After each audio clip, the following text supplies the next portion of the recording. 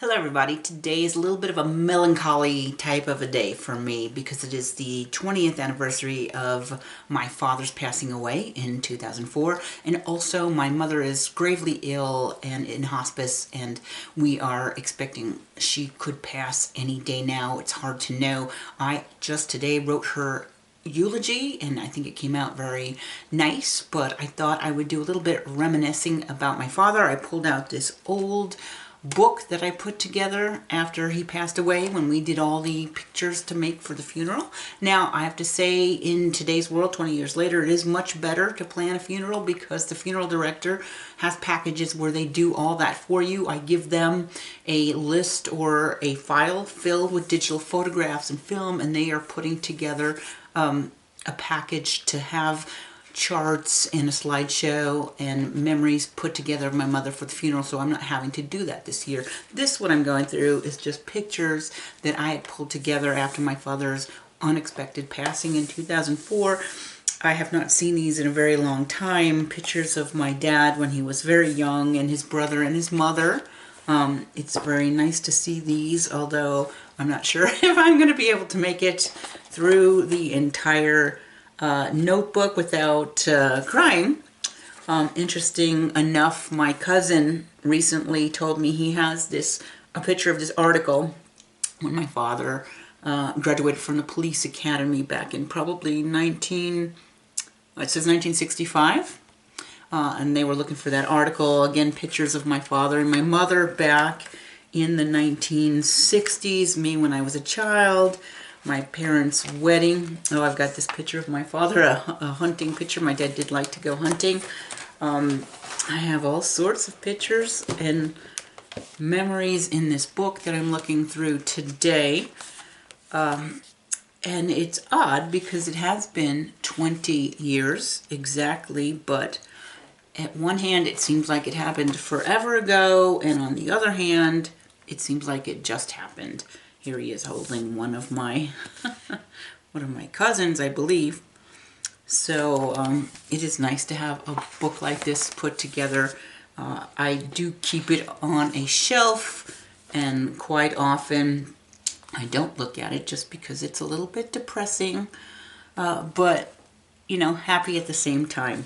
So I have all sorts of pictures that I'm going through today. This was at my parents' surprise 25th wedding anniversary.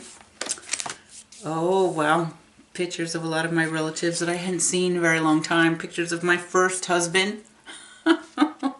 Hunting pictures. Oh, there's my brother when he was a teenager. Oh, me at my first wedding when my dad walked me down the aisle. Now, I have to say I am blessed because I had my father walk me down the aisle twice for 2 weddings.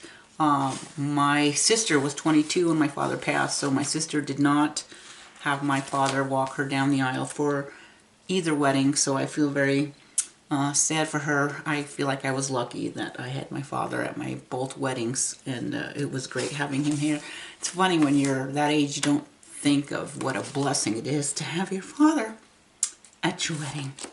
So I have lots of pictures of us at Lake Powell, because Lake Powell was actually a favorite place to go. My father worked for a company. Oh, there's my Uncle Bob, who also passed away back in like 1999. So my Uncle Bob was 68 when he passed. My father was 64.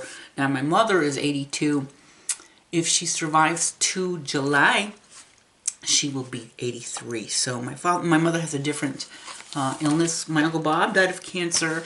My father unexpectedly had a heart attack. Nobody knew he had any heart issues. His first symptom of heart disease was death. So at the time, I was very surprised by that. But after I had done some research, I found out that that was not very uncommon to have the first sign of heart disease be death. This is my graduation from Northern Arizona University when I got my master's degree. So my father did attend actually both of my graduations, both of my brother's graduation, but he only was able to see my sister's high school and graduation for her bachelor's degree. He did not see her get her master's degree. He would have been very proud of that. This was a funny picture at my graduation, the dog went crazy and was running around back and forth and actually tripped my father and he fell on the floor.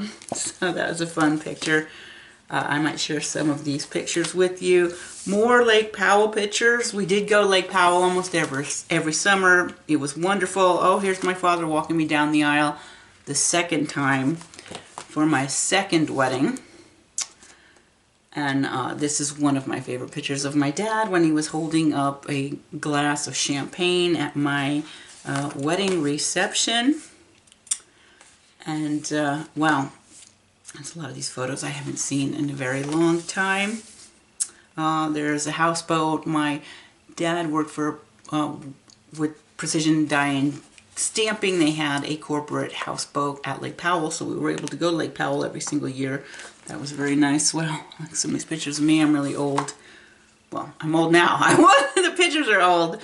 I wasn't old in the picture, so it's just somewhat shocking to see some of these old pictures of the house. But me, when my babies were young, my kids were 2 and 4 when my father passed away. Now, that was also very difficult for me because my son has autism. He would have been really good to have his grandfather's coaching. My father was an excellent machinist, woodworker.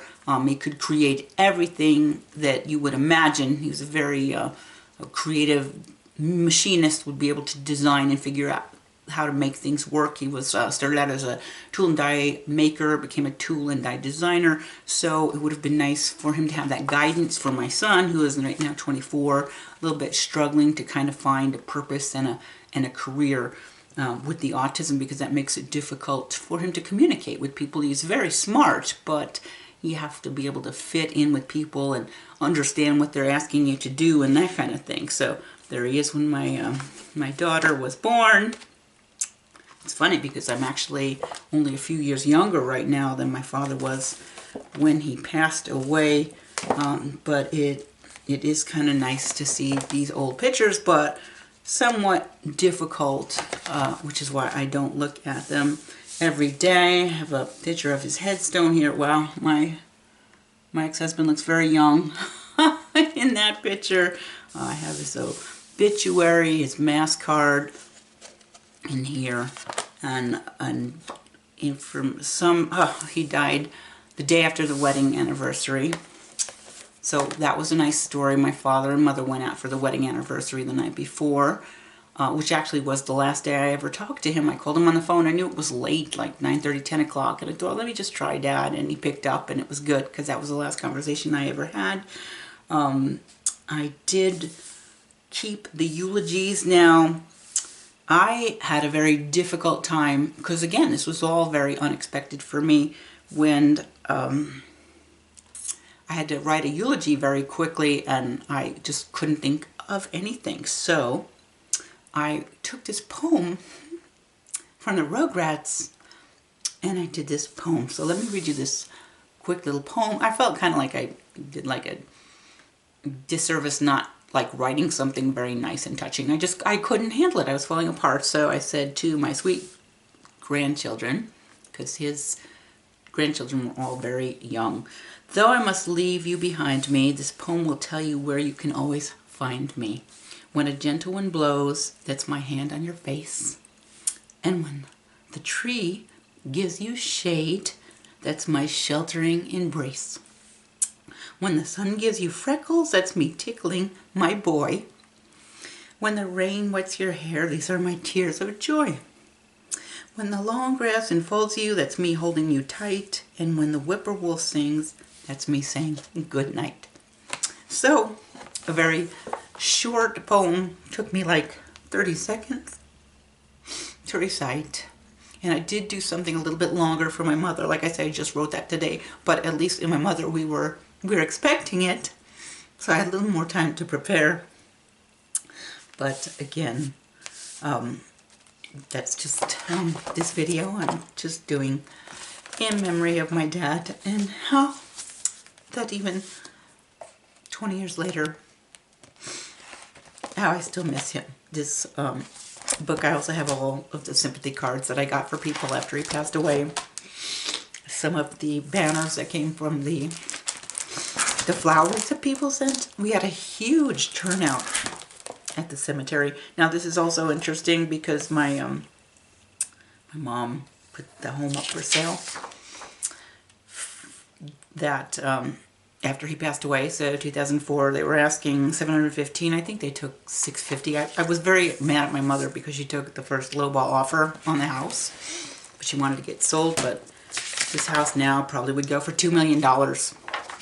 So it just shows how prices have changed. So that's all I wanted to share with you today. If any of you are struggling because your parents are ill, or you're about to lose your parents, or you have recently lost your parents, I just want you to know that I'm thinking of you, and I hope you have a great rest of the year.